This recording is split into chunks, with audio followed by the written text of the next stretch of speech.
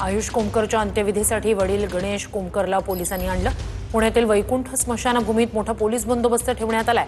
आयुषचे वडील गणेश कोमकर वनराज आंदेकर हत्या प्रकरणातील आरोपी आहे।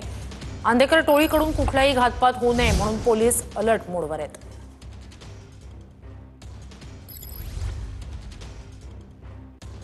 अधिक या सगळ्या संदर्भात जाणून घेऊया आपले प्रतिनिधी योगेश बोरसे यांच्याकडून। योगेश, ही एक महत्त्वाची अपडेट आणि पोलीस सुद्धा सध्या अलर्ट मोडवर असतील। निश्चितच पोलीस देखील वैकुंठ स्मशानभूमीत मोठा पोलीस बंदोबस्त तैनात करण्यात आलेला आहे। कारण 4 तारखेला अर्थात त्या दिवशी गणेश विसर्जनाच्या पूर्वसंध्येला आयुष कोमकरची गोळ्या झाडून हत्या करण्यात आली होती त्याच्या निवासस्थानी अर्थात नानापेठ परिसरामध्ये ही घटना घडलेली आहे।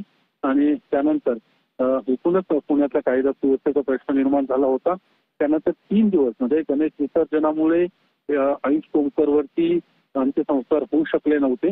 पोलिसांनी देखील त्याचं कारण सांगितलं होतं की गणेश विसर्जनाचा संपूर्ण ताण हा पुणे शहरावरती आहे, त्यामुळे हे अंत्यसंस्कार थांबवण्यात आले होते। आणि आज पुण्याच्या वैकुंठ स्मशानभूमीत आता अंत्यसंस्कार पार पडत आहेत। या सगळ्या आयुष्याचे काही वडील आहेत गणेश कोमकर, हे नागपूर कारागृहात शिक्षा भोगतायत। वनराज आंदेकरच्या खून प्रकरणामध्ये गणेश कोमकर नागपूरच्या कारागृहामध्ये त्यांना ठेवण्यात आलं होतं आणि त्यानंतर आज त्याला या ठिकाणी वैकुंठ स्मशानभूमीत पोलीस बंदोबस्तात आणलं गेलेलं आहे। आणि आपण पाहतो या सगळ्या पार्श्वभूमीवरती पुणे पोलिसांचे सर्व वरिष्ठ अधिकारी त्यासोबत सर्व पुणे पोलिसांचा कडक बंदोबस्त देखील या वैकुंठ स्मशानभूमीत तैनात करण्यात आलेला आहे। कारण हे संपूर्ण जे गँगवॉर आहे ते घरातच एकूण चोरीचं आपल्याला पाहायला मिळते। कारण यापूर्वी वर्षभरापूर्वी वनराज आंदेकरचा त्याची हत्या करण्यात आली होती आणि त्याचाच बदला आयुष कोमकरची हत्या करून